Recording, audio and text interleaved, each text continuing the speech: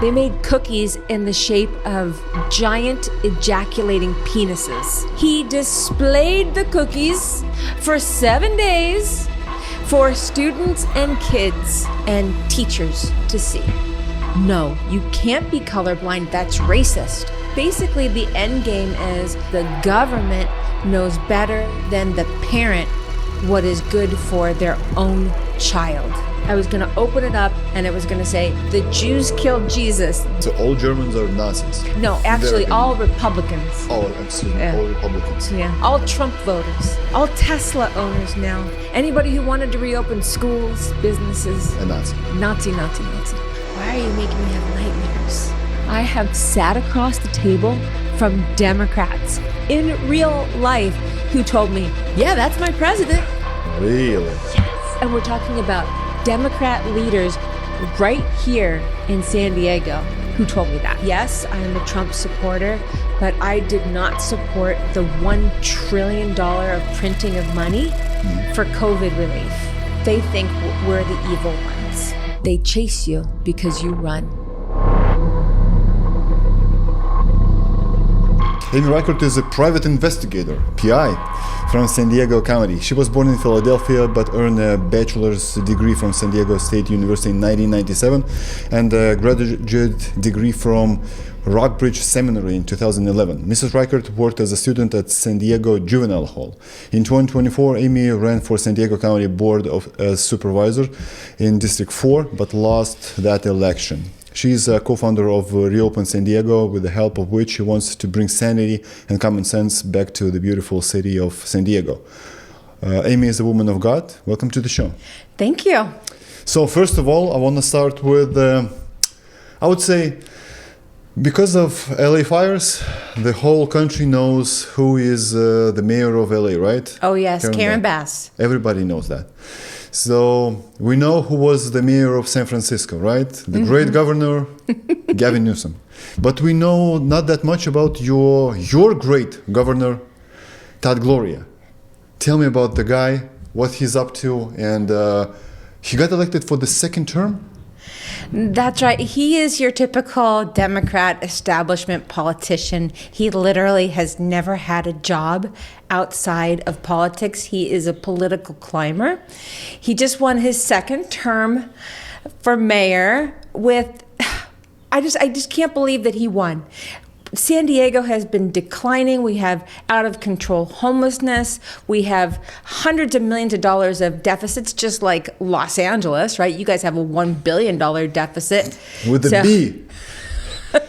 So we have Karen Bass, but in the form of Mayor Todd Gloria here in San Diego. Same thing. Same thing. Same party, same party preference, same politics, same worldview. Yes. So do you think people really elect those people? Like Gavin Newsom, he kind of destroyed California. Because the first time I got to California and the first time I got to visit USA was 2018. And we went with my friend and we stayed at Venice Beach. It was like, Venice Beach had some homeless back then. But that was 2018.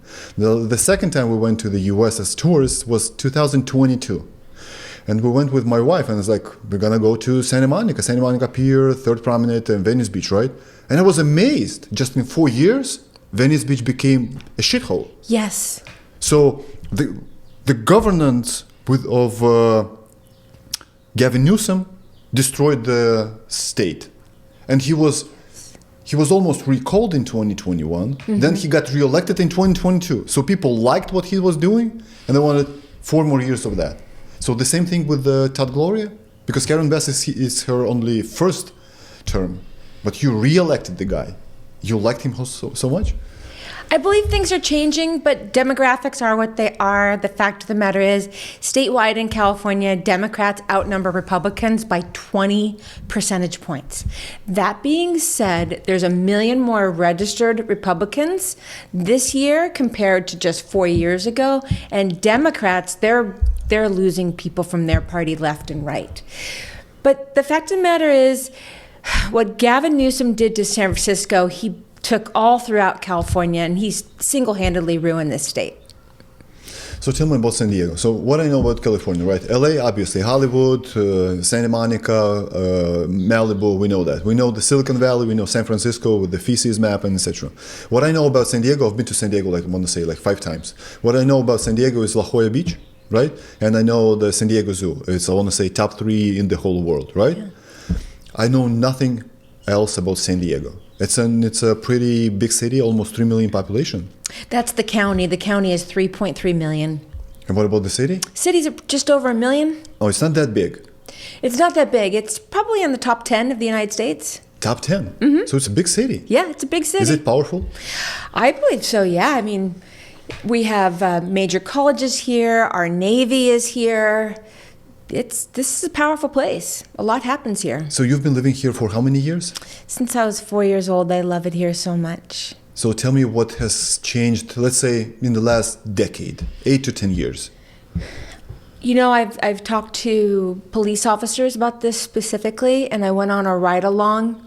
What happened, to your point, 10 years ago was a law called Prop 47, and it decriminalized crime. It made certain crime practically illegal. So somebody could go into a retail store and steal $900 worth of stuff, up to $900 worth of stuff, and if they were caught, it was just an infraction. Yes. So not even a slap on the wrist, really. It's offensive. Okay, I got it. So if it had been a slap on the wrist, maybe things would be different. So what that did was it fueled the homelessness crisis. So people were going in and they were stealing left and right from retail stores to the point, as you know, that they have to lock up toothpaste. And then they were turning around and they were fencing those goods for drugs. But how does that promote homelessness? So they were stealing from places like Target or Walmart or other small stores, and then they would just turn around and they would sell those goods that they stole for drugs. And at the same time, there was a Supreme Court ruling which allowed people to sleep wherever they wanted to with absolutely no enforcement. So that created open-air drug markets in our streets. And then what was fueling the open-air drug markets, because you need money for drugs, was stealing from places like Target and Walmart. So you basically do a good thing, because California is hot, especially in Southern California, right? If you don't have a home, you can sleep on a bench or on the beach. But in the result of all that, the consequences is drugs, drug market, homelessness, crime, and etc. So Prop 47 was introduced 2014 and signed by the governor back then, right? Mm-hmm. It was actually, this was so appalling. It was actually voted by the voters. The voters were lied to. It was called Safer Communities and Schools Act. Oh, correct. That's proposition, not the AB or SB. Mm-hmm. Correct. So people were fooled, and then we all reaped the bad, really low information voter who just unleashed a decade of decline in California. So in order to propose a new proposition, there has to be a problem, right? So here's the proposition, we're going to solve the problem with this proposition. So in their eyes, what was the problem that they were solving with Prop 47? Oh, well, police were the problem, of course. So what they wanted to do was decriminalize these so-called crimes of marginalized communities where they were unfairly being penalized. But what they did was they just unleashed a wave of crime like we've never seen before. So good news is voters just passed Prop 36, which overturned parts of 47. So now if somebody steals something that's $900, they're not going to get a slap on the wrist. They're going to get a misdemeanor. And if they do it again, that's going to be another strike. And if they do it again, it's going to be another strike. So these people are going to get, first of all, treatment, mandatory treatment, if that's what is at the core issue. But they're also going to get jail time if they don't want that. You mean medical treatment? Yeah, a lot of these people that are stealing a lot of this stuff, they're drug addicts. Right? And so what happens when they get to the justice system is the judge gives them the opportunity. You can get treatment or you can go to jail. So, and I think it saves people's lives. So mental institutions are still here in California? You know, that's the whole other issue. California voters also just passed Proposition 1. And Proposition 1 is going to enable the building of these treatment facilities and basically mental health hospitals. But we just don't have the funding to actually run these places. As you know, California has an enormous deficit. And of course, look at the trillions of dollars of debt the federal government is. And Trump's not going to be bailing out California. So you want to tell me that the fifth largest economy in the world has no money to help their citizen if they need mental health? It is despicable that they have wasted $24 billion. And when I say they, I mean Gavin Newsom. Gavin Newsom, who said he was going to end homelessness, actually made it worse and wasted $24 billion of our money in the process.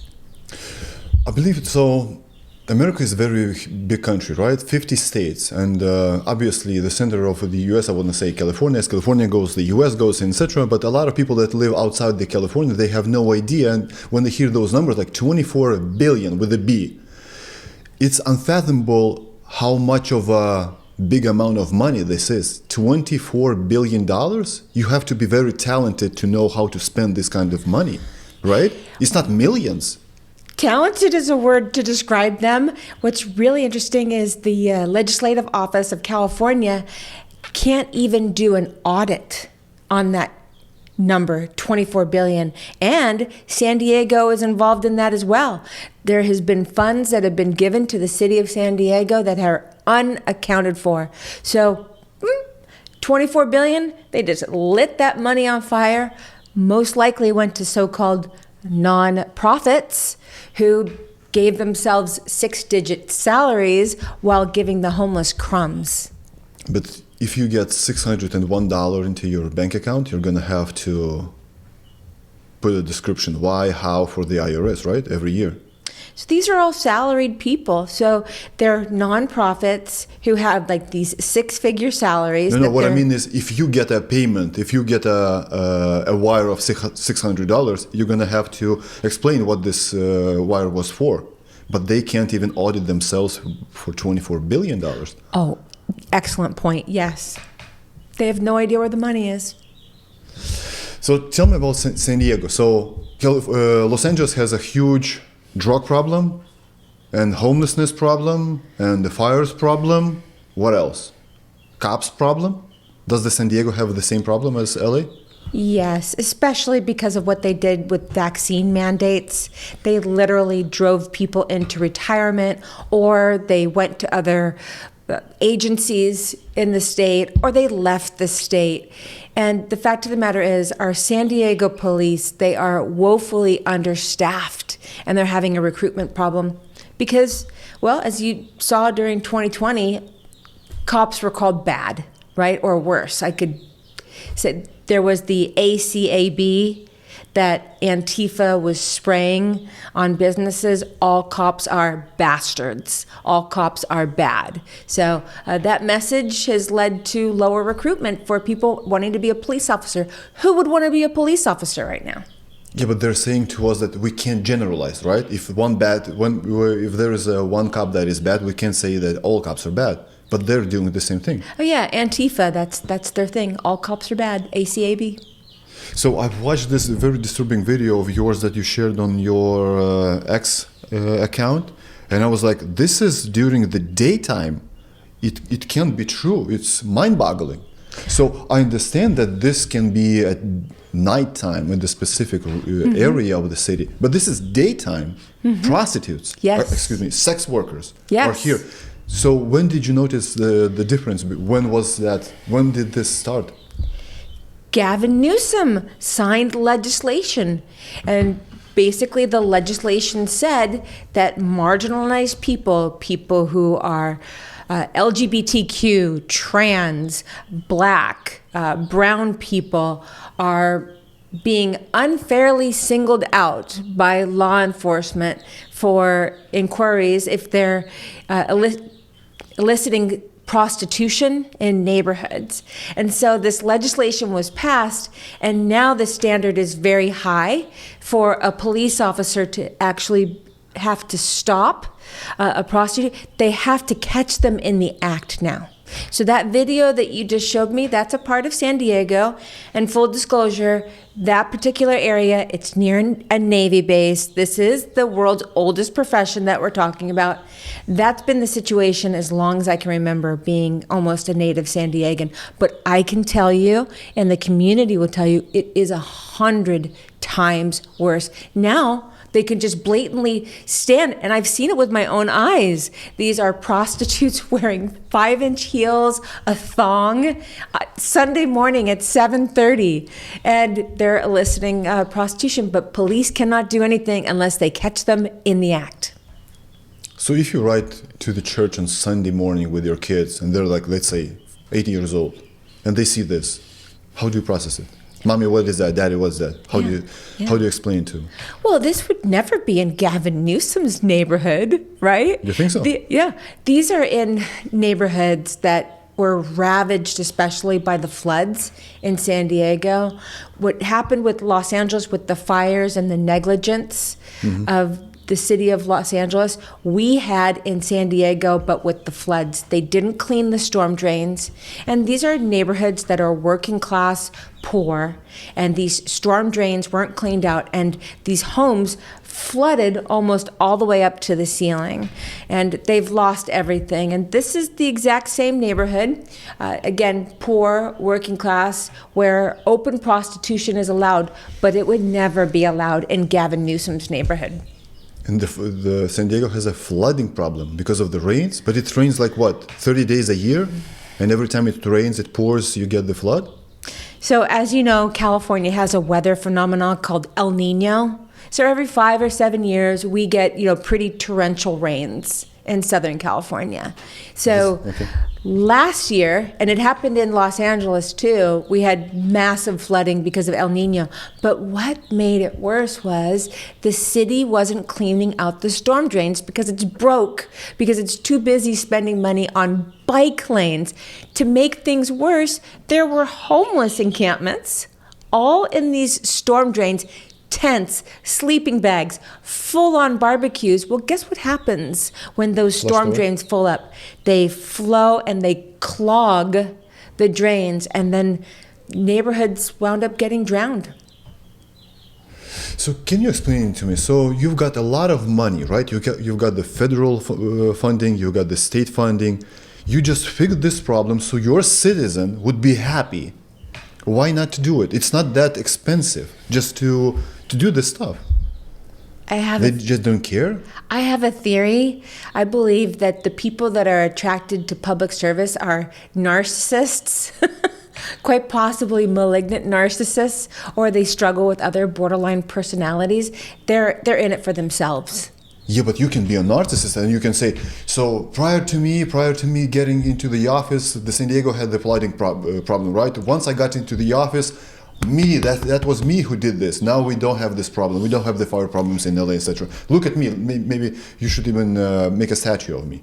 Why not? Yeah. Hey, Gavin Newsom actually wants to make a bronze bust statue of himself. You're kidding me. I'm not. And he's been getting the donations from donors to pay for it. But to your point, I wish we had the good kind of narcissist who actually, even if they didn't want to help people, even if they just wanted to make themselves look better, but all they care about is getting elected to the next office. Yeah, but to do what? To get more money, to get more influence, to get more money, to get more connections? Well, look at Joe Biden and Nancy Pelosi. They've become multimillionaires over the course of their congressional careers. How is that? How's that possible? Yeah, exactly. So Gavin Newsom wants to build the statue, to create the statue? He wants to a bronze bust of himself. Where? In Sacramento? I think it's somewhere up north. I don't know where, but it's just so absurd. And apparently he was eliciting donations for more money because he didn't like the way that they did his hair in the first bronze bust. You're kidding me. I'm not kidding you. That's our governor. I have yet to really meet somebody that said, yes, I love the job that Gavin Newsom is doing. Here's where he is effective, though. He is so good at fear-mongering, especially during COVID. He said that the people that wanted to recall him were neo-Nazis and white supremacists and right-wing Republican extremists. And let's face it, in California, the Republican label is something that up until recently, people were running away from because they didn't want to be associated with that. They did such a good job of calling people who wanted to reopen schools granny killers and Nazis. Nazis, yes. So I've heard the stories that you can even get punched in LA if you wear the MAGA hat. I've heard those stories too, or get thrown out of bars. You can't even get a coffee if you wear one of those.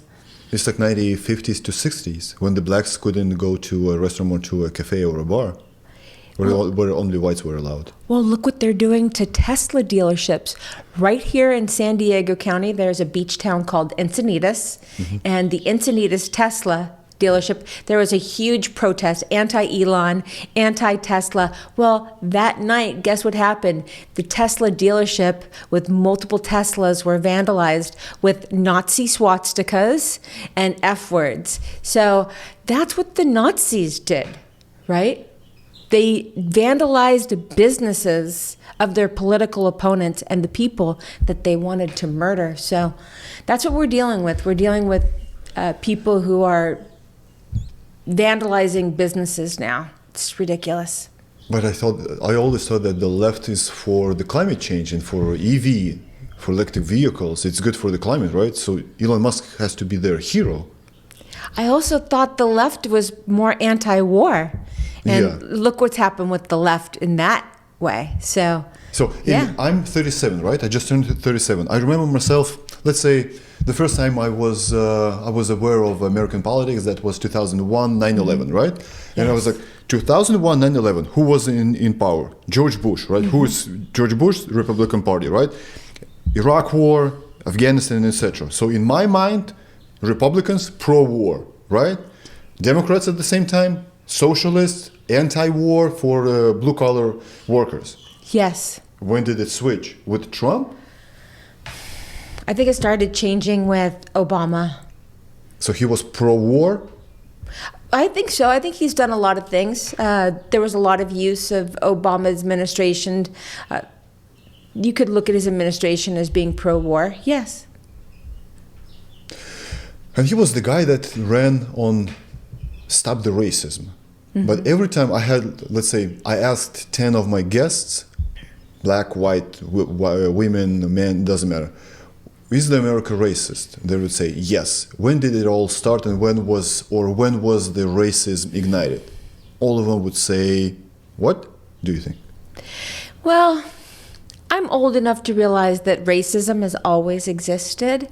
What I think has changed in the past 10, 15 years is identity politics. Because when I was little, my second grade teacher, she was a black woman, and I just idolized her. I just adored her and loved her. And that's when I first learned about Martin Luther King. And we were taught at that time to be colorblind, right? To treat everybody equally. Correct. Right? And then all of a sudden we were told, about 15 years ago, no, you can't be colorblind. That's racist. Huh? You have to see color or you're racist. And I just think when identity politics started kicking in and then every single time the left didn't agree with somebody, automatically they were a racist. It just got really ugly. So who would you say sparked the racism in America in the last 3 decades? I would say I would blame Obama. You're the 11th one. You know? All of them. They always say Obama. Prior to Obama, America was not that racist. It's about identity politics. Again, if you can make someone feel like they're the victim, right? And the reason why their life is the way that it is because of this outside force that is oppressing them. And then really what the Democrats did was actually really brilliant around Obama. What they did was, and when I say brilliant, I say evil brilliance. They used identity politics to create a new coalition, right, of leaders and voters, right? And their message was, we are the saviors and you are the victims, and those Republicans over there, that's your oppressor. And it's just gotten worse and more twisted since then. But how about the black Republicans? Well, that's what's so baffling. So there are very prominent leaders who are black. They're also Republican. And the way that they are treated by the Democrats is appalling.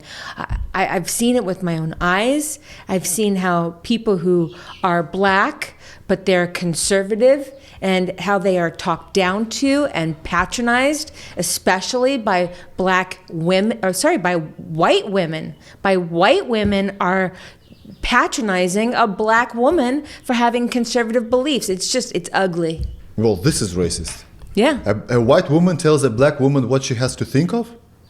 Shut up. It's not your business. Yeah. Mind your own business. Yeah. So San Diego, education. What's the problem with the education in San Diego? Oh, where do we start? First of all, it started with COVID shutting down our schools, and schools were closed in San Diego for more than a year. Same thing happened in Los Angeles. And now kids are struggling because of being trapped in Zoom school. But parents learned a lot of things, and their eyes were open during that time. During COVID, there were very woke administrators going around changing the names of schools. It happened to my high school. My high school, Junipero Serra, which is in Tierra Santa, it was turned to Kangen Snakes or something. Anyway, Why did they do that? They did it right in the middle of COVID because they claimed that the Catholic leader, Junipero Serra, was a racist. Oh, and wow. yes, and he oppressed people. But what happened was parents actually got to see what was being taught, and they were appalled. And this radical indoctrination of our kids has it's been in the works, by the way. It didn't just happen in the last few years. It's been in the works for over a decade. And basically the end game is the government knows better than the parent what is good for their own child. USSR. It's very, very much like the Soviet Union, yes. I always thought that America fought the USSR, especially during the Cold War. They wanted to defeat the socialists and the communists. I thought we beat them as well. I thought their society collapsed, their government collapsed. But unfortunately, the same type of Soviet tactics are being used by people who are in the supermajority of our California legislature, our governor, and in our schools. The administrators, the teachers all have this far left ideology. And if you don't agree with, again, go back to the racist thing. If you don't agree with them, you are racist. And so when you have that as their belief system, they believe they can do anything to you, including passing a recent law saying that if your child who is under the age of 12, if you're not affirming to them transitioning into another gender, you can have your child taken away from you and put into a group home. So do you think that their end goal is just a vast amount of power? They want to feel it, that they can control every human being. They can tell what do you want, what do you really need, what do you really want, what do you have to feel or think about everything? I think they think we're the evil ones. Really? I think that they think that parents who have their own belief. I've seen it at county board of supervisors meetings. A former city councilwoman spoke at a meeting, and she referred to people who are Christians as Christo-fascists. They call us Christian nationalists, all because you don't want certain things taught to your child, or you want to be the one that is able to explain it to them. So, and it's about power too. It's so far out of whack in California with Democrats being in the supermajority. They think that they can do anything. So do you think that there's something in Christianity why they always attack Jesus? Because they don't attack, you can't even attack right now Muhammad or Islam, right? Or Allah. You can't attack Hindu or Vishnu, all those, their gods. It's always about the Jesus. Only you can say that Jesus is gay, right? During the LGBT parade, for instance. Jesus is black, Jesus is this, Jesus is trans, etc. You will never see Muhammad is gay, or Muhammad is trans, or Buddha, or Vishnu, etc. Do you think there's something in Christianity that's why they attack only Jesus, only our God? I think people who are very far from God, in their hearts, still know the truth, and they're fighting against it. And so when you see them just say outrageous things about Jesus, or they attack Christianity, it's literally because I think they do know the truth, but they have rejected it. And that's why they fight us. So do you think there is nothing in between? You either believe in Jesus or you're against Jesus? That's what you want to say? I believe that a lot of the things that we've seen in California are spiritual. It's beyond even political. And the people that I speak to that are the most upset against Christians or churches or Jesus, there usually is an emotional reason underneath, like that logical veil that they have, right? They have this veil of logic where they reject God because of different reasons, but there's deeply emotional ones when you talk to people. So that's why I feel a lot of the anger comes at, and then we get to be the recipients of it. And Jesus told us that we would. They will hate you because of me. That's what Jesus said. So we should expect it. But why do they hate Jesus so much? Jesus said that. So there was if they read the Bible, they will see that in the Gospel there was a promiscuous woman that they wanted to kill, and Jesus defended her and said, "Let's let the first stone be cast by the one who didn't commit any sin." So he basically saved a prostitute. So he is for the marginalized people. So those people that are on the left, or either on, I don't know whether they're central or far left or left, they have to praise Jesus. They have to worship Jesus, because Jesus is for everybody, for the Gentiles and for the Jews, for the blacks, whites, Mexicans, Asians, gays, lesbians, it doesn't matter. But they're against it, so it doesn't make any sense. So I have some experience in this area because I was raised Jewish. I had a bat mitzvah, and then I gave my heart to Jesus in my 30s as an adult. It was an adult decision to become a Christian. But before that time, I'd never read the Bible. I thought all Christians were hypocrites.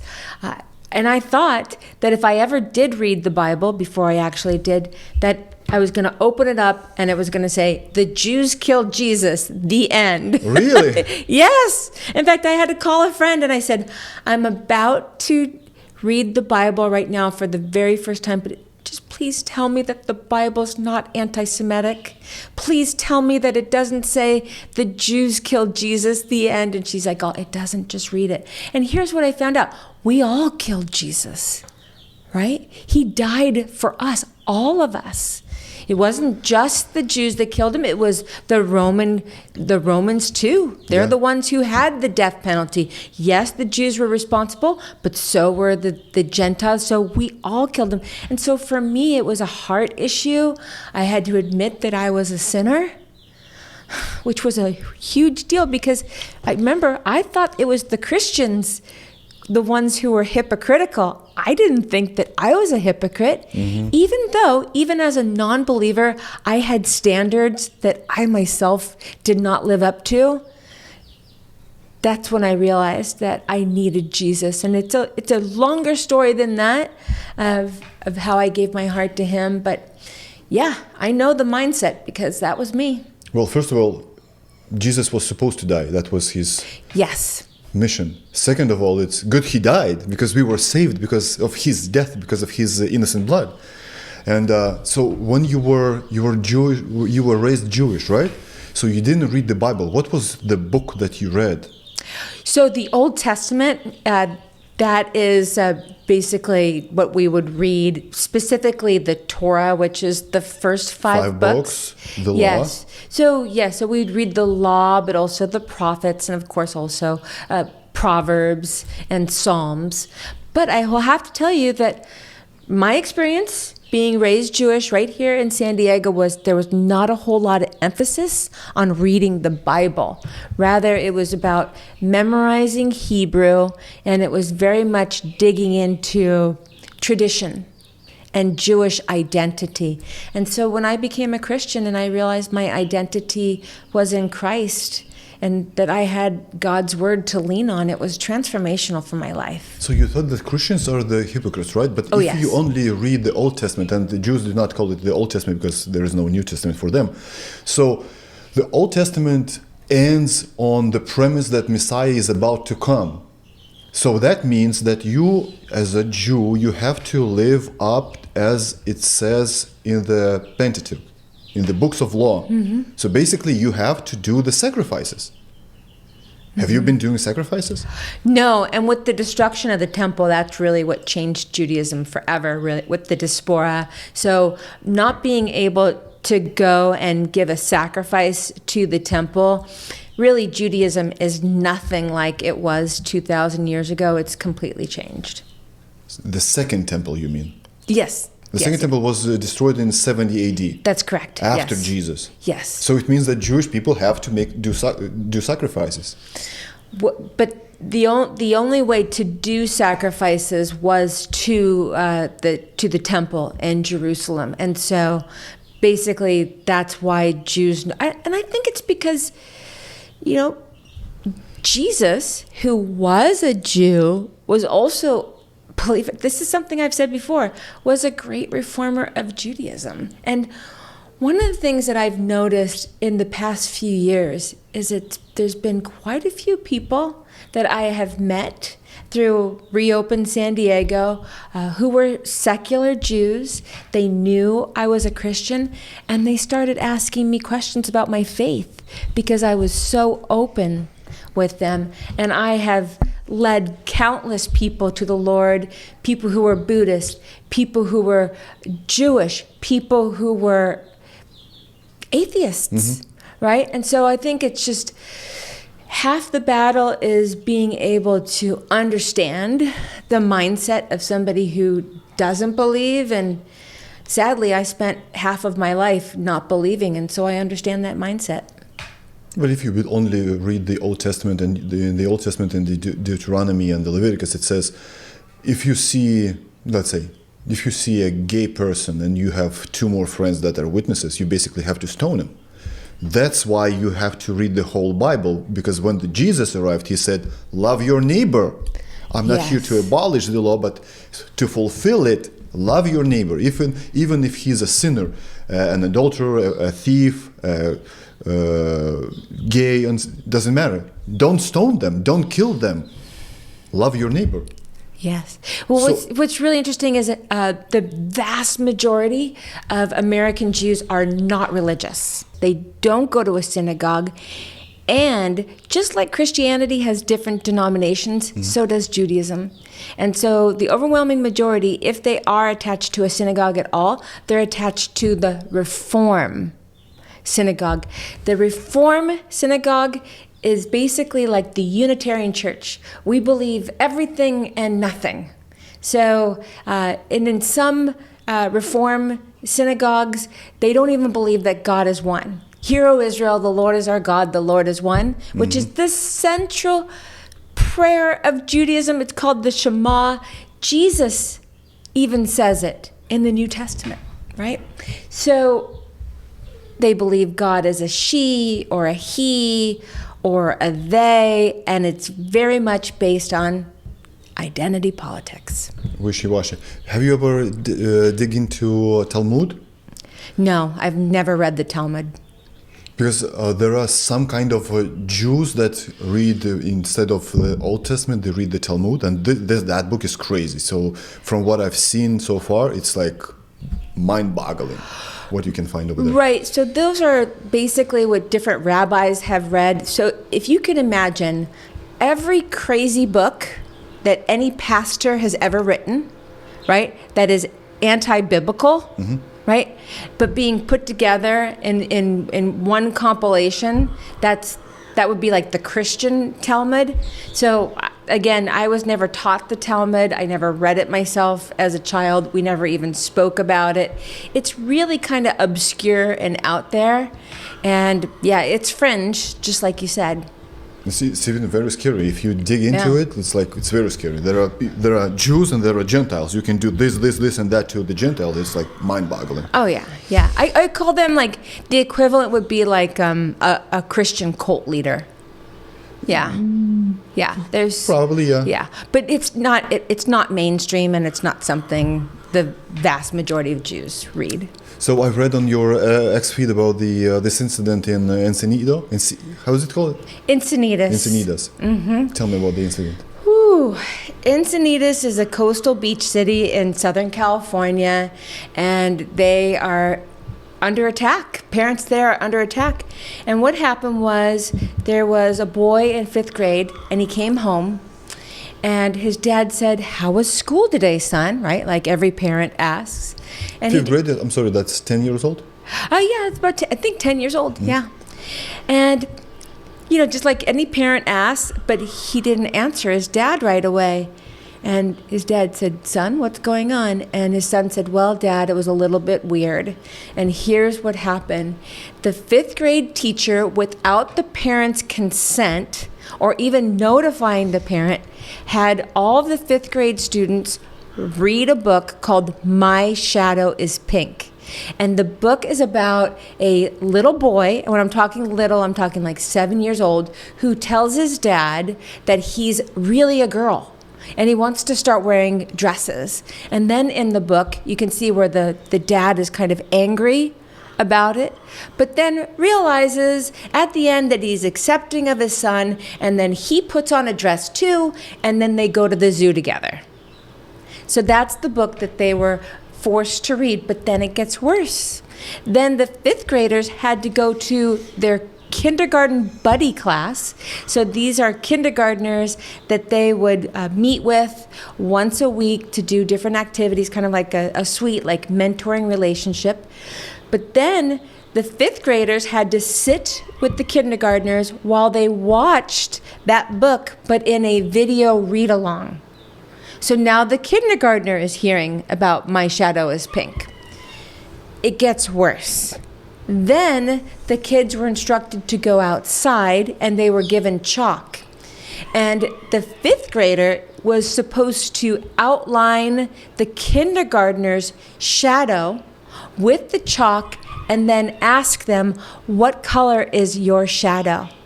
And there's been a federal lawsuit that's been filed as a result of this. And this family was run out of the school. They were bullied because the PTA decided to have a Pink Out the Hate day where they all wore pink to shame the 5th grade boy for speaking out. And so what came out in the court case was the 5th grade teacher conspired with the kindergarten teacher, and the email was shocking. The kindergarten teacher told the 5th grade teacher, "I hope this encourages our little buddies to let their shadow fly." So the purpose of the whole reading of the book and the shadow exercise specifically was to have kindergartners come out of the closet with the help of their 5th grade buddies. Horrible. Tell me whether I'm crazy or not. It sounds to me like a ritual. Yes. You read, you watch, you talk about it, you discuss, then you go outside, you paint with the chalk, and then you say something, right? Like the words. Yeah. And a kindergartner who went to school thinking he was a boy and idolizing his 5th grade older buddy is now coming home right? And confused as heck. And there were emails that were sent to the school saying, my son is very confused. He was told that boys can become girls at any time. And now he's afraid that overnight he's going to become a girl. This is sexual perversion. And I'm going to say it. It's child abuse. So in order to understand those people correctly and fully, you have to understand their motives. What do they want to do, in your opinion? Why are they doing this? Honestly, it all goes back to hating God. I had a really interesting thing that happened online. I also exposed a text message that was part of the federal court record, and the teacher's husband sent a nasty text to the parent of the 5th grader saying that he was a tool and that he and his family should move to a remote island, right? So it was part of the federal case. So I posted it. Teacher's husband. The teacher's husband. What does he have to do with parents? Guess what? Turns out I did a little bit of, he posted some anti-God stuff on my social media, but I dug a little bit deeper on his, and he's a raving atheist.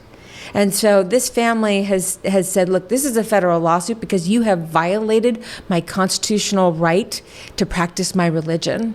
And that's what a lot of these people are motivated by. They see this as hurting Christians, and they're all in. Sorry, but it's the truth. Okay, so education. What about the corruption? You've got some kind of a drama here, political drama in San Diego. We've got so much corruption going on right here in San Diego, especially with Doge being the topic nationally. We really need to have a California Doge. What is happening is U.S. aid is being given to nonprofits, or otherwise known as non-government organizations. These non-government organizations then turn around. They have different entities that they will funnel the money through, nonprofits, till they wind up in political PACs. And these political PACs then put money towards their candidates, who will do their bidding and turn around and give them more U.S. aid. So a vicious cycle. Mm-hmm.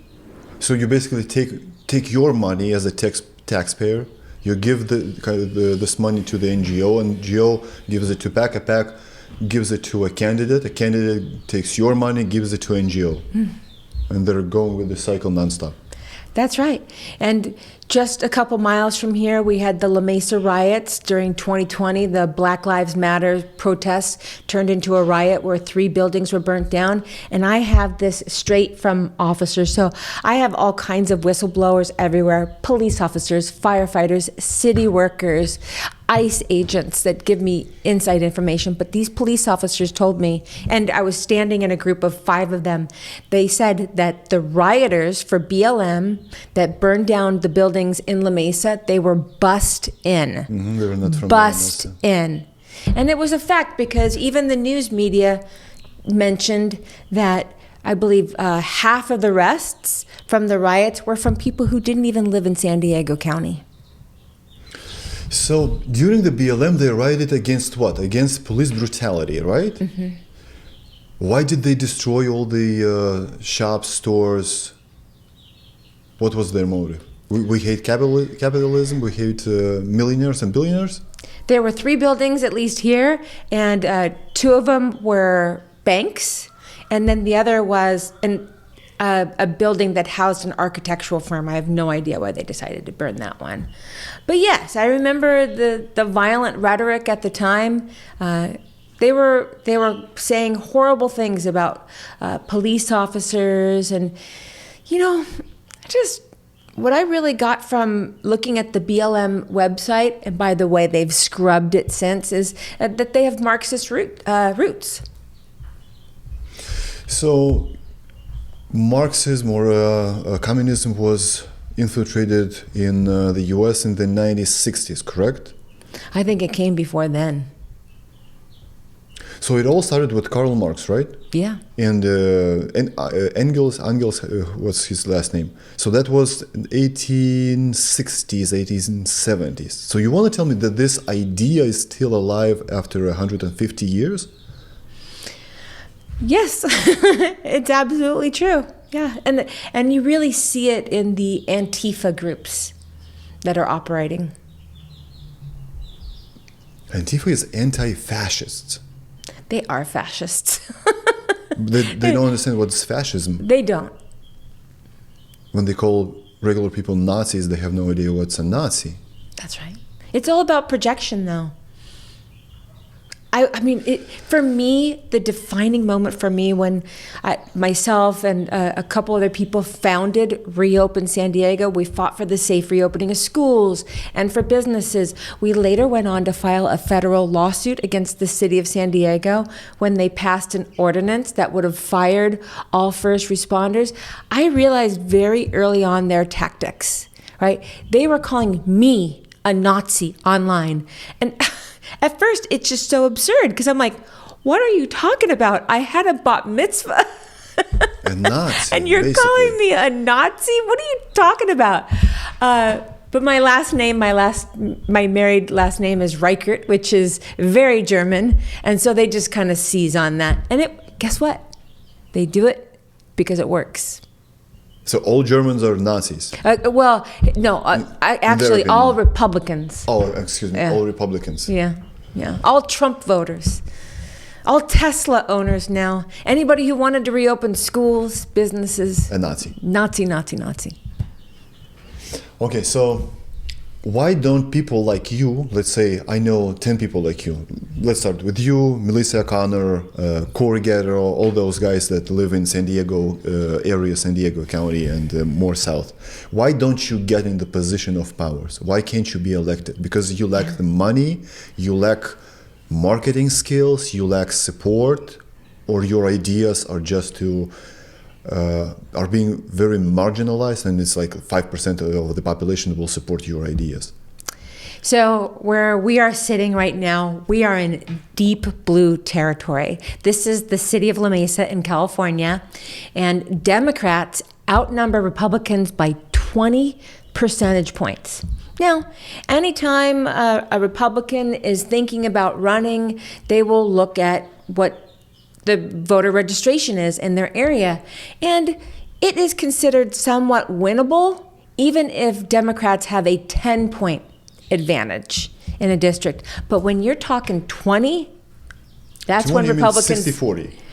Well, no, because... You lost 60-40, right? Well... 30-something percent you got. So in California, so right here where we're sitting, it's 18% Republican.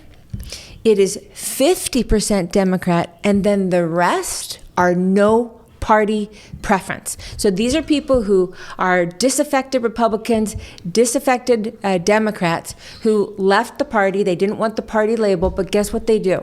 And when they go to the polls, right, or when they do the mail-in ballot, they will, if they lean right, they're going to vote Republican. If they lean left, they vote Democrat. So, to your point, I ran for supervisor in 2020 against the most powerful man in the county at the time, Nathan Fletcher. He was the chair of the Board of Supervisors. He was the chief lockdowner during COVID. He was the one saying that we were neo-Nazis for wanting to recall Gavin Newsom.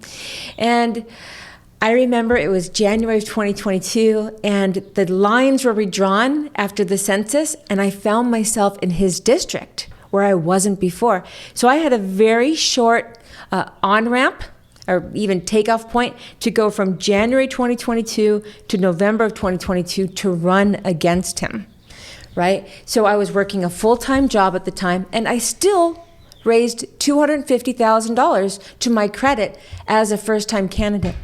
But the district I ran in was Democrat plus 30, which means Democrats outnumber Republicans 2.5 times to 1.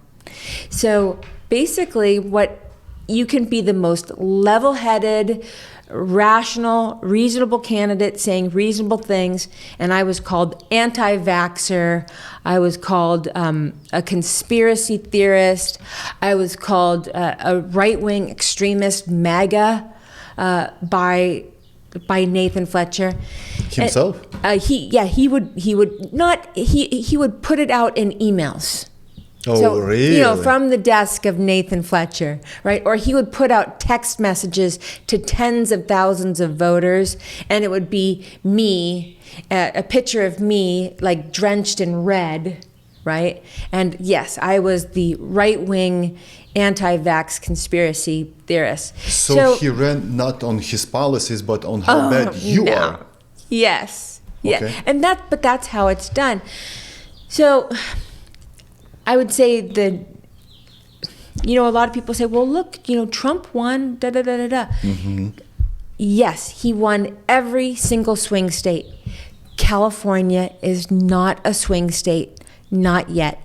Statewide, Democrats are 45% of the registered voters, and Republicans are 25% of the voters. So again, statewide, Democrats have a 20-point advantage. So it's just going to take some time with fighting, but that's why it's so hard to win in such a deep blue district. You just lack money and time. So what happened was 5 months after I didn't prevail against Nathan Fletcher, he publicly and spectacularly imploded with a sex scandal. He was accused of sexual harassment and sexual assault. By the way, I knew he was a bad guy. That's why I ran against him. So then I found myself in another election, in a special election. But remember, the demographics don't change. He resigned. So he did resign. And then Kudos. the Board of Supervisors, he didn't do so willingly. It was interesting. There's so many interesting details behind that. But yeah, he resigned, and he's now in obscurity somewhere. But I found myself, again, on a very short on-ramp, a special election, which was much shorter, and I raised just as much money as my Democrat opponent. But very interesting, and I'm not making excuses. This is just the truth. Nathan Fletcher's wife is Lorena Gonzalez, and she's head of the California Labor Federation. So she is the union boss of all union bosses in California. And with her help, Labor put $1.5 million of dark money against me. And I had no equal in special interest money or PACs that could equal the 1.5 million. What does dark money mean? Dark money? What is dark money? So there's something called the political action committees. And political action committees can spend more than an individual can. Yes. And there's no limit. So a bunch of donors can get together and put money into a PAC. And then a PAC can do something like TV ads, or they can do 10 mailers, right? And every round of that mailer costs $50,000. They can do text messaging campaigns. They can do polling, which is very helpful. And what these PACs do, and it's legal, they pay ballot harvesters to go out to nursing homes, and they collect ballots from people. It's legal.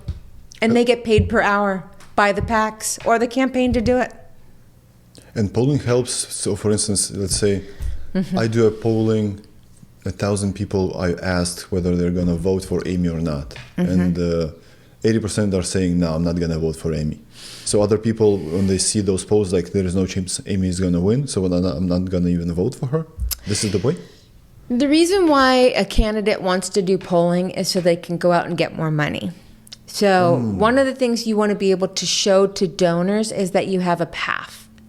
So when I ran in the special election, I did my own polling, and it cost $15,000 for the polling. And what $15,000 $15,000 for the was poll. the amount of responders. I don't know the sample size, but I can tell you that is on the inexpensive end, because a lot of polling that goes a little bit deeper can cost anywhere from $40,000 to $50,000. So, but you can use that polling and you can go to donors. You can't go to PACs, by the way. You cannot go to PACs. What PACs do is called independent expenditures. So they can't have any communication with candidates, but they do. Long story short, Well, a PAC is not a person; it's an entity. It's an entity, but it's run by There's a people. head. Okay. So in my case, we had polling that showed that I had just as much recognition, even though I'd never held public office, I had just as much name recognition as a San Diego City Councilwoman, a black woman who eventually went on and won. So, but again, she had the benefit of 1.5 million from labor unions, and I did not. That's why whenever I do bring up this topic, I don't use it as an excuse. I say the system needs to be reformed. So on the left, you got all the big businesses starting from Silicon Valley, right? All the companies from California, etc. That's the left, right? They spend a lot of money to the Democrat Party. They do. In a supervisor race, though, it's the labor unions that will come in. The building association will come in. There's a local PAC called the Lincoln Club that will, and also But in the police and fire will also spend money in a race. But in the presidential election, for instance, the left has always support of the Silicon Valley and all the S&P 500 companies, almost, right? What does the right have? Chevrons? ExxonMobils? What does the right have? Wow, look what we saw with Kamala Harris. She was able to raise $1 billion for her campaign. Wow, did she blow through that money pretty fast. So she was able to raise 3 times as much money as Donald Trump. But Donald Trump was able to win. You know, of course, the demographics nationwide are a lot different than California. Mm-hmm. Nationwide, it isn't 45% Dem and only 25% Republican. It depends on each state. And so hats off to Donald Trump and all of the voter registration that he did. Elon's work in Pennsylvania, Scott Pressler's work in Pennsylvania, a major swing state. And he was able to basically pull off a miracle that every day I wake up and I go, thank goodness I'm not living as Kamala Harris as President of the United States right now. Thank goodness we're not living in the United Kingdom. Can you imagine not being able to post on Facebook? The things that I'm able to post, You'd be in jail. Yeah. You mentioned Cory Godero and Melissa O'Connor were local San Diegans, citizen journalists who have especially been putting a spotlight on Biden's open border last year. I just think that if I had lived in the UK and I was posting those kind of things, I would be arrested and thrown in jail. You'd be writing letters. Yeah. Dear husband. You're like, dear America, I miss you. Yeah, you dodged a bullet big time Yes. in November 2024. What has changed after the elections, or I would say rather after January 20th? Do you actually feel the difference in La Mesa in San Diego County? Oh, 100%. After January 20th, it was like Christmas Day. Afterward, it was like, you get an executive order, and you get an executive order, and you get an executive order. And it's starting to impact... But California doesn't care. I'm sorry to interrupt you. She says, you have to implement Title IX. California says, nope, we're not going to do that. Here's $25 million to fight Trump. That is very true. That's why I'm asking you whether you Yes. felt anything. Oh, definitely, though. Locally, so I follow the school board meetings here, county meetings, city meetings, and there has been a vibe shift. Yes, they're trying to Trump-proof San Diego and Trump-proof California, but with the help of local activists, we've been able to challenge. I can give you one specific example where there was a San Marcos Unified School District, and they were going to put forth a resolution, in lieu of the new Trump administration executive order, we hereby resolve that. And they were talking about staff members, teachers in the school district who identified as trans being able to go into girls' locker rooms and changing areas. This was actually written in the resolution. So we challenged them big time online. And then I'll never forget, this is the first time I've ever been tagged by a school district on X. They tagged me and a local supervisor and another local hero influencer. That basically all the Nazis. Yes, that's right. Yeah, that they call all this. They tagged us to let us know that they changed their resolution. So they toned it down, and the resolution was not worth the paper that it was written on. But yes, there is a vibe shift. They're very concerned that they're going to have their federal funding taken away with their huge deficits. So they're trying to come across as like a pit bull, like, oh, we're going to defend the Democrats here. But the truth is they are very worried about getting federal funding. So yeah, it's changed, and for the better, even in California. Would you consider yourself voting for a Democrat in the nearest future? No, I can't imagine. Even if, let's say 2028, on the right, the candidate is Nikki Haley, and on the left is someone, Josh Shapiro. Who would you choose? Oh, would I choose between Nikki Haley and Josh Shapiro? I got to be honest with you. There's been times when I've left it blank. And I am so politically active that there's been times when I have prayed and I really felt like God was releasing me from having to vote for anybody. So I got to tell you, so you're not unless somebody's going to put a gun to my head, there's a lot of things I don't like that Nikki Haley does, right? I would never vote for Josh Shapiro though because of my dislike for Nikki Haley, but I just don't see myself as a Nikki Haley voter. So you don't have any preference, party preference? You don't care, or you do? Oh, I care. But, and I'm actually an elected member of the Republican Central Committee here in San Diego. But I am always principle over party. And that's what I'm known for here. That's what I'm asking. Because let's say 2028, Nikki Haley, and on the left, Tulsi Gabbard goes back to being a Democrat. Who do you vote for? Oh, okay. Well, why would she do that? That's another question. Why would she do that? They were spying on her and telling her that she was a Russian asset. So I don't know why she would do that. I mean, theoretically, would I vote for, if Tulsi Gabbard, the woman that we know right now, and let's just say she just knocks it out of the park, for the next 4 years, right? Just rock star in the Trump administration. If she changed party lines, sure, I could see that. I could see voting for her. But she would have to do a kick-ass job for the next 4 years for me to do that. And great arguments why she's switching back to being a Democrat. I'd have to know, what? So. What do you think is the future of the California 2026 governor race? You had to ask. There are some pretty scary candidates out there. Like? Kamala Harris, one is a possibility. You don't think she's done? I think from what she's been doing, she seems to be teeing up.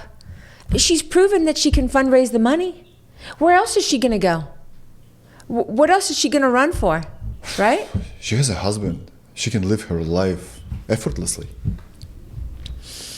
I think she wants to be president still. I don't think she's... No way. Did you see that video? I won't say that was from November 6th or 7th. She was with her family laughing and smiling. She was. I honestly believe she's happy she didn't win. Huh. Because in those 4 years, she would age like 20 years. Look at the Obama. In 2008, he was a good-looking guy. 2016, it's true. gray, 20 years older. I'll be honest It with you. sucks life out of you. I've seen it at our county board of supervisors in 2 years' time. It literally, but I think it's even deeper than that. Again, I'm going to go back to the spiritual. I think it's like it's their soul that is literally being zapped. It's power can do really ugly things to people. So yeah, there's Tony Atkins who's running, and then Katie Porter, is that her name? She just announced that she was running, and I posted on my X, and it was an unflattering picture of her. Yeah, so this is one of the questions I would like to ask you. What's so good or bad about her? She's just your typical California failed Democrat politician. She's just a climber. She's just in it for herself. You know, she's got baggage herself. There's treating her staff really poorly. Some incident in a restaurant where she was flinging mashed potatoes at her husband angrily. These people are mentally ill. But they can't help themselves, right? They can't help themselves. They're drawn to political power. These people struggling with mental illness. And you can't just be a nice person, just like we heard the stories about Ellen DeGeneres, right? That she's horrible with her stuff. Yeah. Why would you? You know that you're a public person. You know that this is about to come out sooner or later. Just be a nice person for those 3, 4, 5 hours a day. Nope. You have to swear every girl, every man, every woman, and do something very horrible to them. They're treated like gods, and it gets to their heads. Okay, so what do you think of Chad Bianco running for governor? I actually just participated in a news conference, and it was Safety Before Sanctuary, and it was put together by State Senator Brian Jones, who's putting forth a measure called Senate Bill 554, which would counteract the state sanctuary bill 54 that allows violent criminals to be protected in a sanctuary state. So Chad Bianco was one of the speakers there, and it was the first time that I've met him. I really did appreciate what he did during COVID and standing up against the mask mandates and the vaccine mandates. There's also another candidate, Steve Hilton, and I have a lot of friends that support him. So at this time, what's his background? I believe he has a podcast, and I believe he's a newscaster of some kind. But I haven't made a decision, and I really want to research both candidates before I get behind anybody. Why doesn't California have a strong Republican candidate in years? The strongest I would say was Larry Elder, right? And I love the guy. He's amazing. Mm-hmm. Again, it comes down to demographics. California is not a swing state. So just imagine this scenario.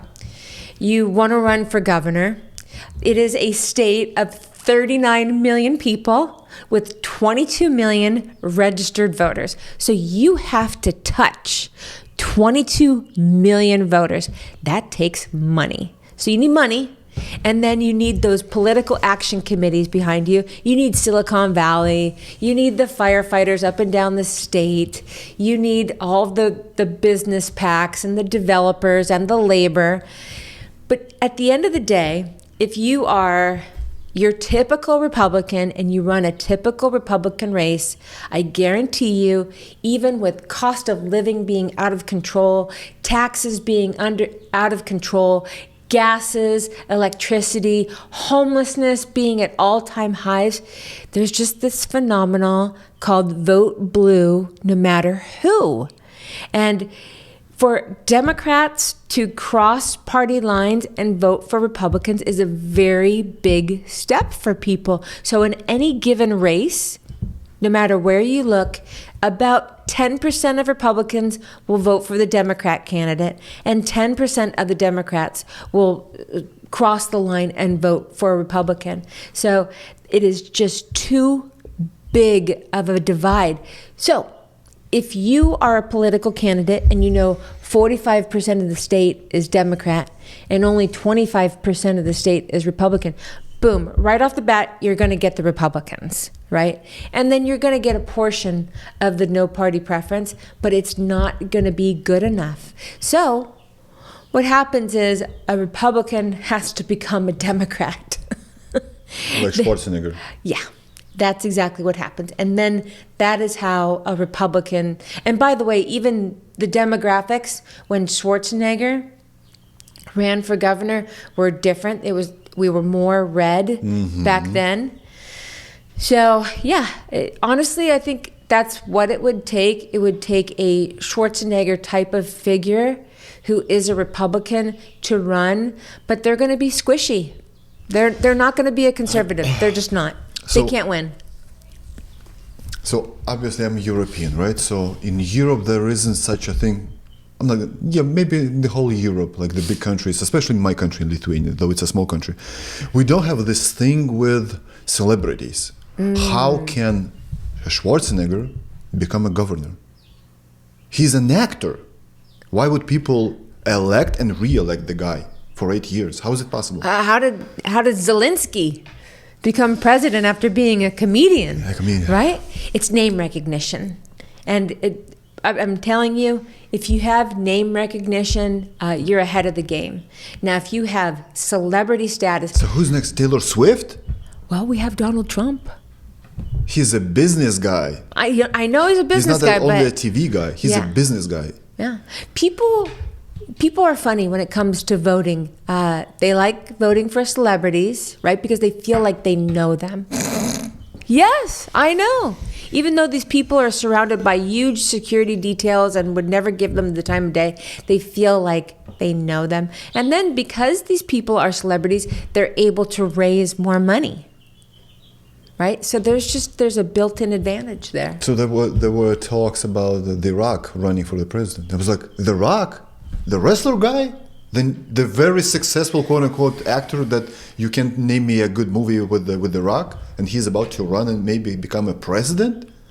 He's a good-looking guy. No.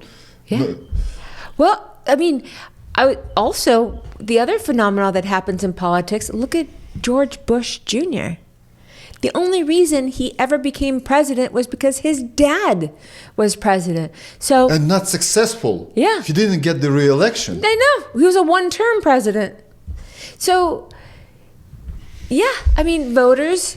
And here's another phenomenon. I'm going to get a little bit deep in the weeds. So when you're a candidate for a local office, let's say you're running for school board, you know what you're going to want to have as a ballot designation? Teacher, educator. People see that and they go, oh, I'm going to vote for Joe Schmo for school board because he's a teacher, just because of the ballot designation. Or retired military is another great ballot designation. So it's a little bit like picking a racehorse. You know, when you go to the track and you don't really know the horses, but you're like, I like that one's name, or I like the way that one looks. And you put down all of your money on them to win, but this is a teacher. They're a loser. A teacher runs for the school board, but an actor runs for the president. An actor. Let's say Ronald Reagan, right? So he was 2-time governor. So he had this experience governing this state, this huge state. Yeah. Then he became the president. But The Rock or Schwarzenegger? Screw your freedom guy? Screw your freedom guy. Well, I'll never forget when Schwarzenegger ran for governor, I voted in person. Back in the good old days when you voted in person. I'll never forget, there was this guy standing in front of me, and he was so excited. He could not wait to vote for Arnold Schwarzenegger. He's like, and you're not allowed to do that, right? You're not allowed to electioneer in line. But he was like this, so excited, and it has stuck in my mind, the power of celebrity. Maybe the guy thought that Schwarzenegger is going to take this machine gun and kill all the enemies of the U.S. just like he did in the movies. Yeah, there you go. Yeah, what were some of the movies that Schwarzenegger was in? Predator, True Lies, Terminator, Commando. Lots of movies. He killed all the enemies. He killed all the enemies. I'm voting for that guy. Of course. He's going to do that when he's going to be a president. That's funny. That's very funny. And that's how we wind up with these cuckoo for Cocoa Puffs people who are huge disappointments. I mean, Schwarzenegger, huge disappointment. Especially he was a hero of mine. I grew up watching his movies. In 2020, he said, screw your freedom. Bro, you fled your home country because you wanted freedom. And now you're saying, screw your freedom? And that was a common thing that they were saying back there too. I mean, he said it a little bit differently, and I just could not believe it when people started mocking the Constitution and mocking freedoms. Yeah, that's when I woke up. You remember, so 80s to 90s, there was always a battle between the Stallone and Schwarzenegger, right? Who's better, who's got the bigger muscles, etc. When Schwarzenegger in 2020 said, screw your freedom, Stallone did what? He kept silent. But in 2025, he went to the Trump inauguration, and he's being respected now even more. And Schwarzenegger, he just failed in the eyes of his followers and his fans. And his fans, Schwarzenegger's fans, are not liberals. It's toxic masculinity to have this kind of a muscle and to get these guns and kill the terrorists, right? Yeah. His fans are what? Republicans. Masculine guys, gals and guys who watch his movies. Yeah. And he's screw your freedom. Yeah. Really? Yeah. You're saying this to a Texas citizen? It was an unimaginable time. I can't even believe that we lived through that. And it's been 5 years ago. Yeah. 5 years ago this week. And I've never had COVID. Really? I've never gotten it. I never got it. My husband never got it. My son never got it. We never even got anything even remotely close to COVID, right? I think, now I don't want to, I know a lot of good people, nurses, police officers who got COVID, right? I lived during that time unafraid. I lived unafraid during that time. And I think fear does a lot to a person's immune system. Sure. You know? And stress. Yeah, stress. And I just think they used fear against us in the most horrific ways. It's going to be winter of death, right? Oh, yeah. Winter of death. The winter of death for the unvaccinated. Pandemic of the unvaccinated. Yeah, oh, God. Yeah. Did you figure out what was those dances all about? Do you remember how they danced, the nurses, the doctors? So that's when I first started speaking out. I started seeing like the dancing of the nurses, right, on social media. But then I was also hearing on the news that our hospitals were overwhelmed. Yeah. Right? And I'm like, how can this be? Correct. So I'm a state licensed private investigator, and I started just posting on my own Facebook.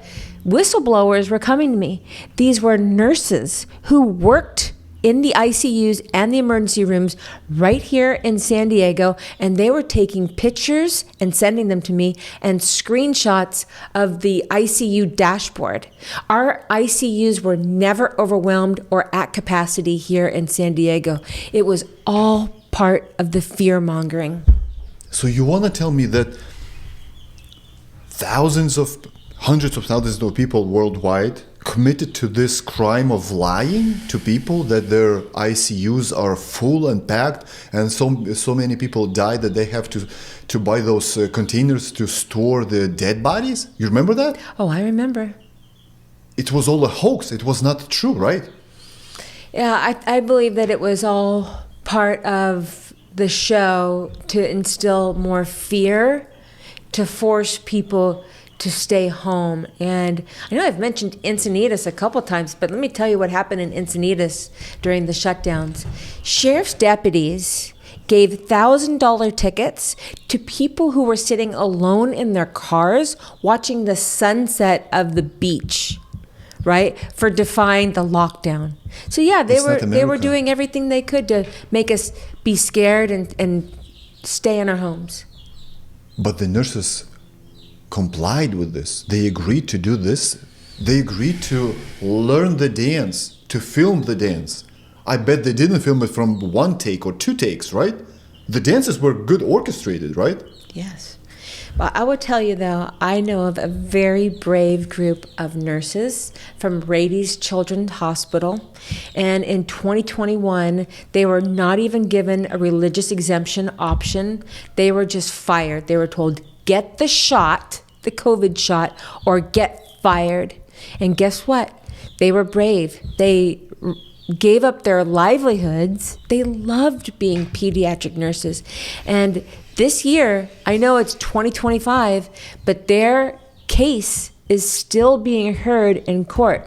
And so just a couple months ago at the beginning of the year, I got to be at a hearing and I got to sit surrounded by 40 nurses in the courtroom seats as the judge made the decision to allow their case to go forward. So not all nurses caved. There were some very brave ones that lost it all because they wouldn't submit.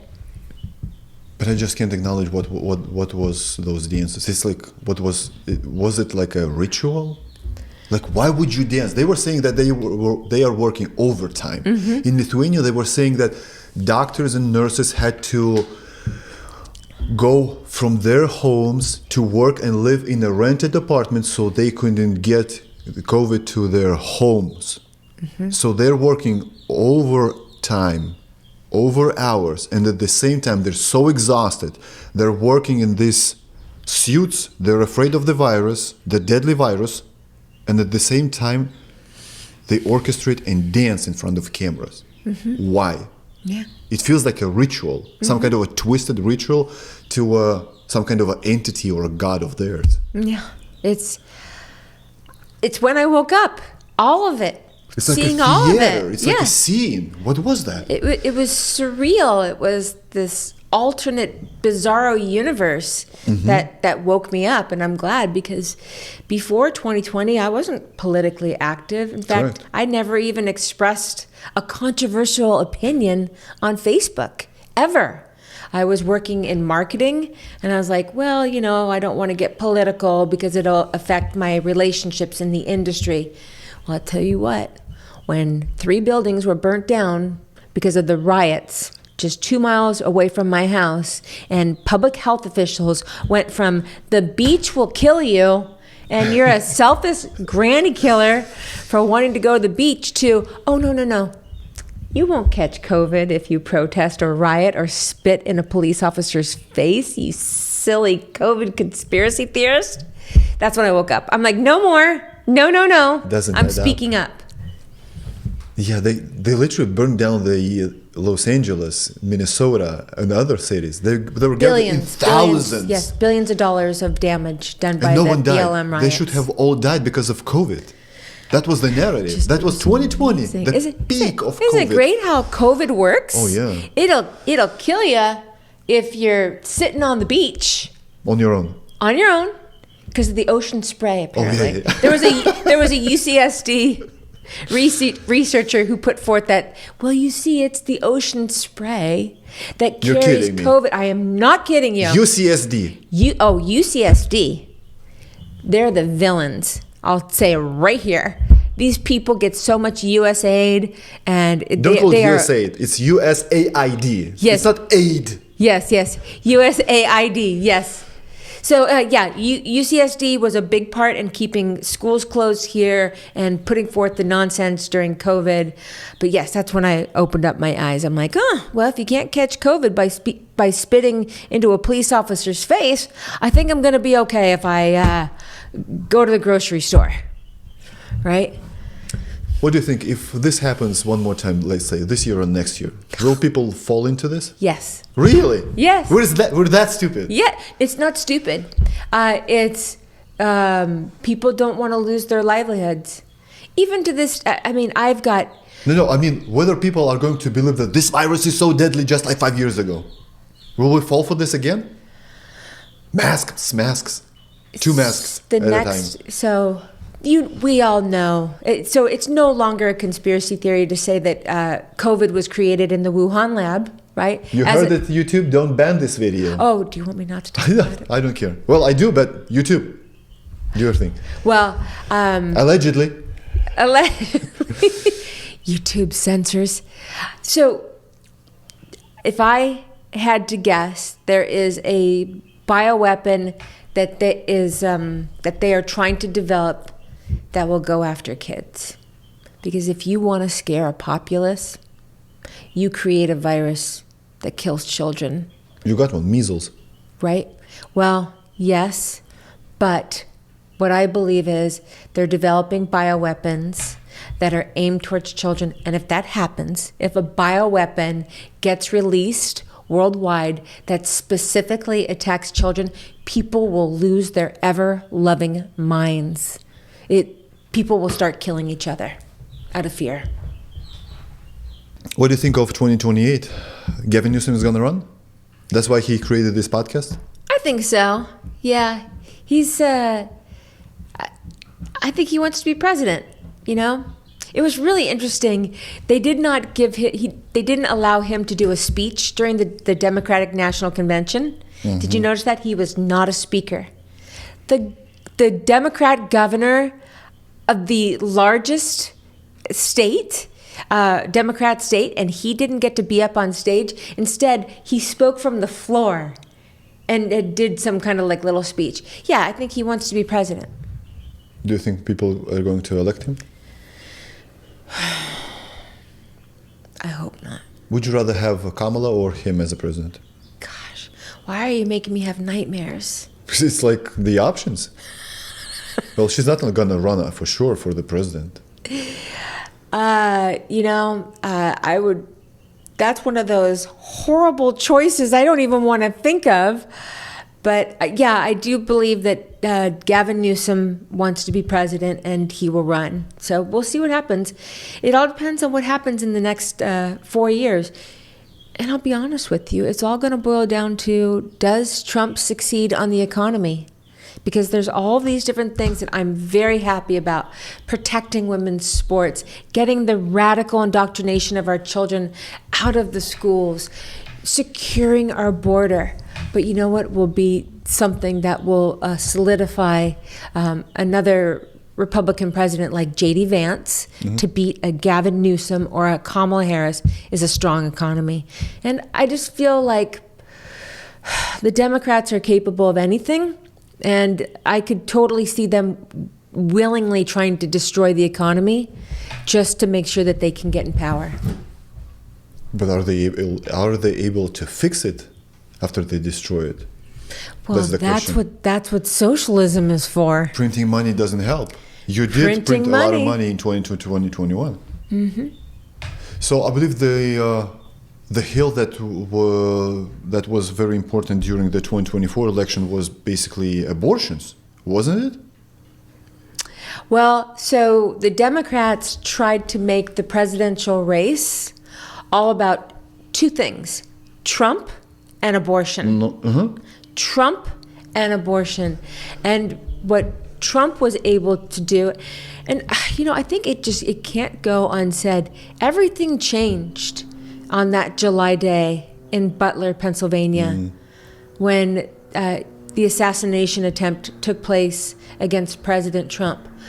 But it wasn't just the assassination attempt that really changed the temperature in this country for the better and led the way to Trump winning. It was how he responded to being shot. When he stood up and he did fight, fight, fight, I'm telling you, I have sat across the table from Democrats in real life who told me, yeah, that's my president. Really? Yes. And we're talking about Democrat leaders right here in San Diego who told me that. Good for them. Yes. So this is America. Yes. So really, God spared Donald Trump that day for a larger purpose, and God used something that was meant for evil and turned it into something good. Because let's face it, when he was able to survive that assassination attempt, it changed everything. RFK Jr., the whole Make America Healthy Alliance, Tulsi Gabbard came in. It was amazing. I believe that the more important thing happened actually in 2020. Just imagine if Trump got reelected in 2020. What would you have right now? Definitely 99% you would have a Democrat, right? Who? We would have a Democrat. And it's a good thing that he didn't serve his second term back then, because I'll be really open with you. Yes, I am a Trump supporter, but I did not support the $1 trillion of printing of money for COVID relief. And that caused inflation to go up. And quite honestly, had Trump served his second term back then, he would have had to have dealt with inflation. I mean, Biden made it worse with his policies by spending all of the money on hotels and airfare for migrant welcome centers all throughout the United States and open borders and welfare benefits and everything else. But long story short, Trump would have had a very rough second term in 2020. But with all that being said, how did America avoid the recession during the Biden administration? They printed money. They gave a lot of money to undocumented aliens, immigrants, and etc. And there was still no recession. Because I'm literally shocked because I thought when Biden won in 2020, I thought that in 2021, 2022, there is going to be a recession full time. It did not happen. How? How did they manage to control it? I think we had a quasi-recession, but the one way that the Fed was able to turn it around was by jacking up interest rates, right? And so that slowed recession, but they thought it was also going to cool inflation, but it didn't.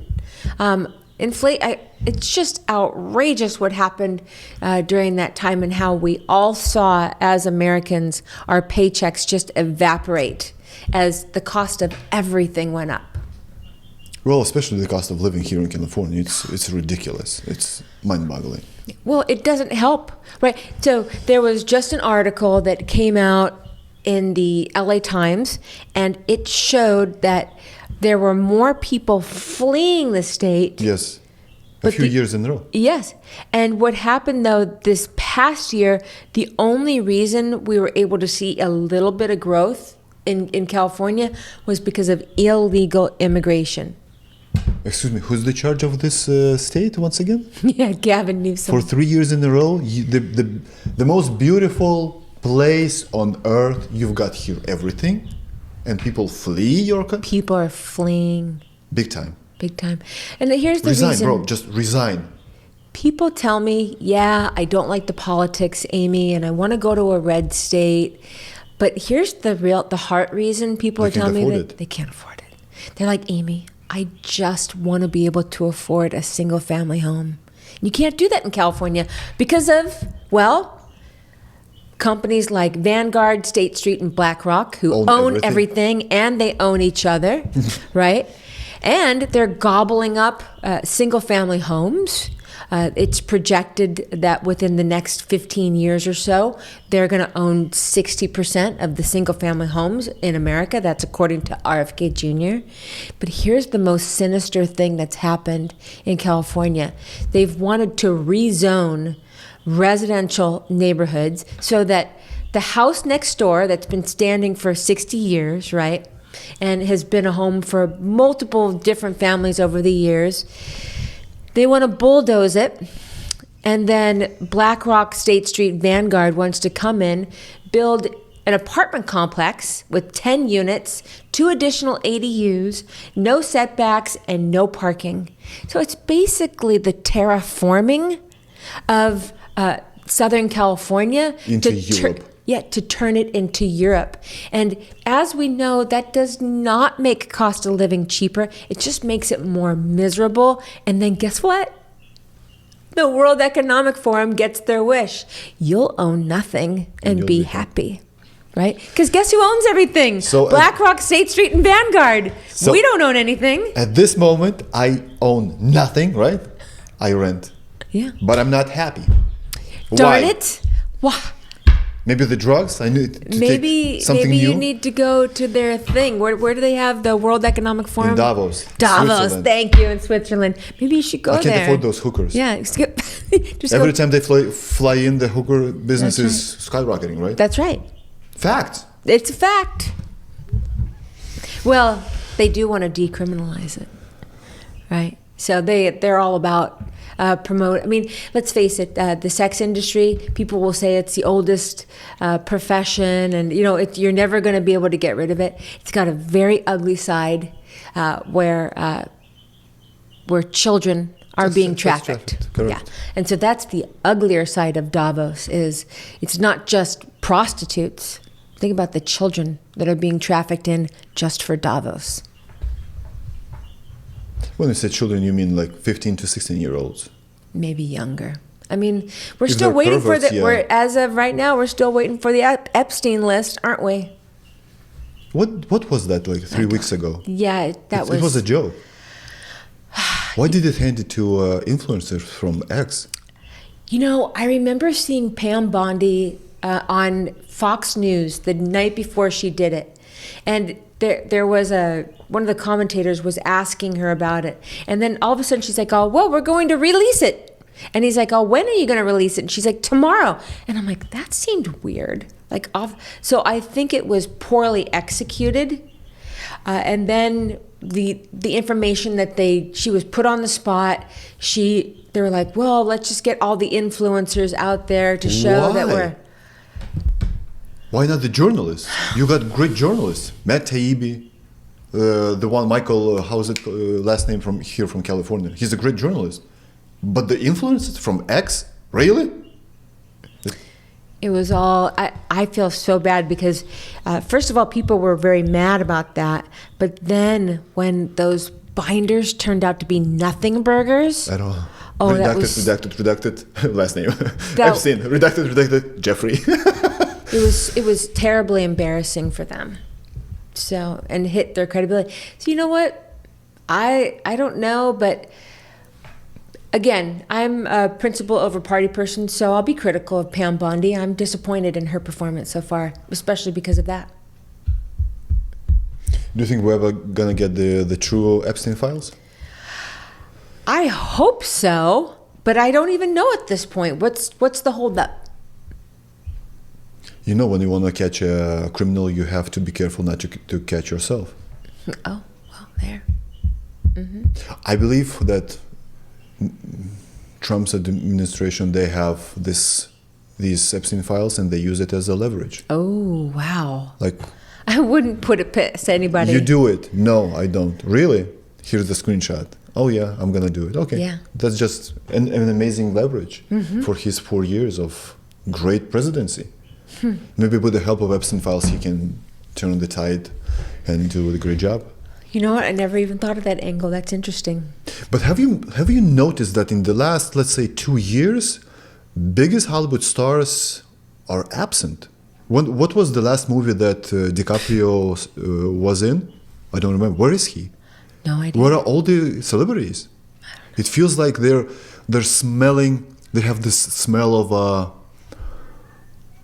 a judgment. Maybe they're thinking of if Epstein files are going to be released and my last name is going to be on that list. Maybe I should lay low. Maybe I should fly under the radar. Maybe I should. Some of them are leaving the country. Yeah. Or Diddy, he's in jail. This guy is in jail. Yeah. Sam Bankman-Fried is in jail. Rosie O'Donnell is in Ireland. Yeah. Ellen DeGeneres is in the UK. That's right.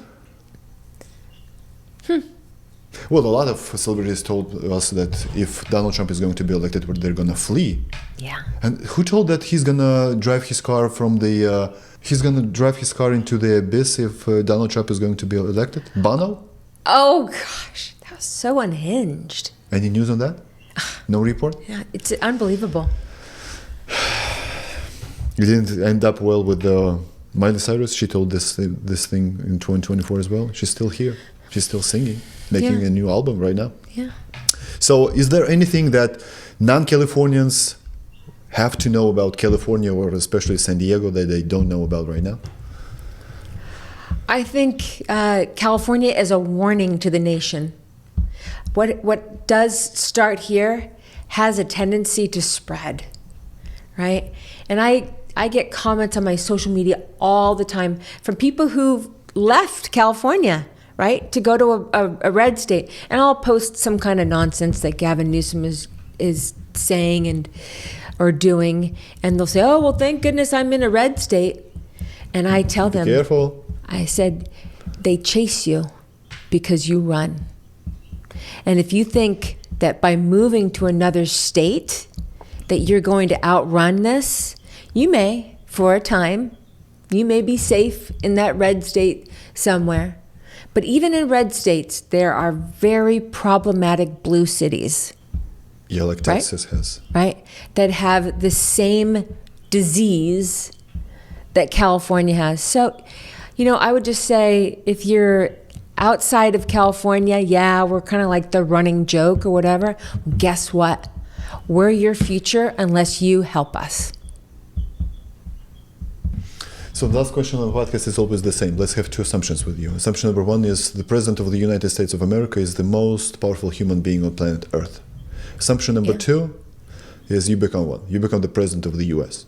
And you've got this Special Forces, Secret Service at your disposal. They come to you and say, Mrs. President, congratulations, you're the president now. We love you, we respect you, we're on your side. We as a Secret Service or Special Force, we have all the answers in the world, right? We know everything. Ooh. You ask us, we give you an honest answer, and this is going to be the truth. What would be your first question? Well, I think the question everybody had before this week was JFK killed by the CIA, right? And so that would have been one of the questions I would have wanted to know. I can't think of anything else, really, the secrets. Ooh, I'd want to know what the United States government knows about COVID and how it started. Let's say they give you an answer that the truth is we founded this in China, that was leaked on purpose, and etc. You as a president, would you expose it to the public? Oh, absolutely, 100%. You're not afraid of possible chaos between the citizens? I don't think that, here's the thing, like you hear a lot of saber rattling with the United States presidents taking different stands. I think there's actually power in that. When Trump speaks and he saber rattles, people have respect for him. They have respect for a strong United States of America. So it's when we're weak that the rest of the world doesn't respect us. Is there any secret that you as a president would never share with public? Oh, God. Is there anything that public can't handle the truth? God, I can't. Give me a for example. Like, what do you mean? So I'm a little bit kind of quote unquote afraid of the Epstein files, because a lot of people, if they're gonna see on that list their beloved celebrities that they worship for 20 to 30 years, it can end up very bad for those people. Yeah. So I think that this can cause maybe not chaos, but this can cause some mental problems for people. I've been listening to his music 30 years, right? She was my diva, he was my hero, and he's a pedophile, and this is the proof that he raped kids? He was involved in sex trafficking, human trafficking? What now? How can I believe any other celebrity, any other athlete, any other politician, when they're all in the same pool? Well, you're right. I mean, public trust is at an all-time low, right? Because everything that we experienced during 2020, and then celebrities have like this godlike status, and you see somebody like a Bill Cosby, right? And you see what happened to him. It does cause people to lose faith, but it goes back to what we were talking about spiritually. It's because people have put their faith and their hope and their trust in the wrong things. Yeah, the Bible says, do not create any idols. Worship only me. Yeah. There's a reason for that. There is a reason for that. Every human being is a sinner. That's right. Sooner or later, they're going to sin, and you're going to be disappointed big time. Are you hopeful or hopeless for the country? Hopeful. Absolutely. Amy, God bless for everything that you do. Thank you. That's the first time I talk to a PI.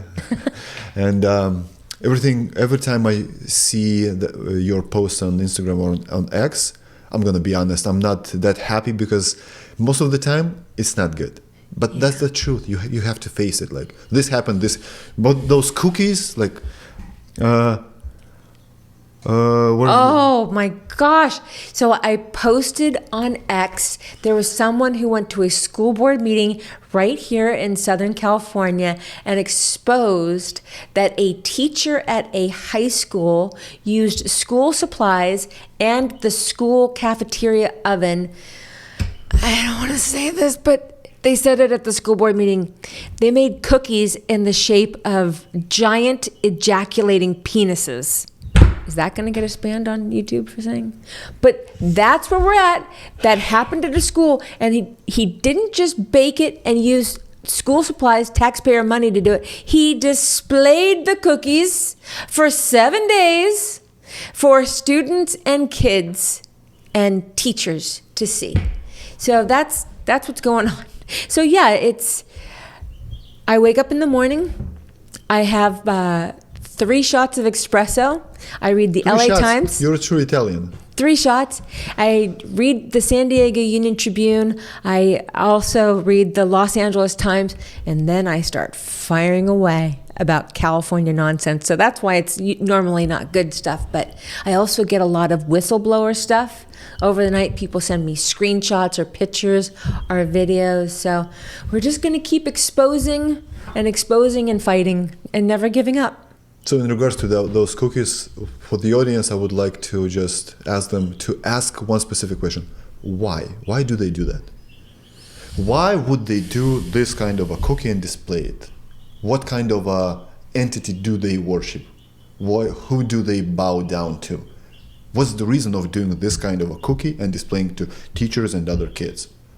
Once we figure out who or what stands behind those people and their mindset, I believe we can fight this evil more effectively.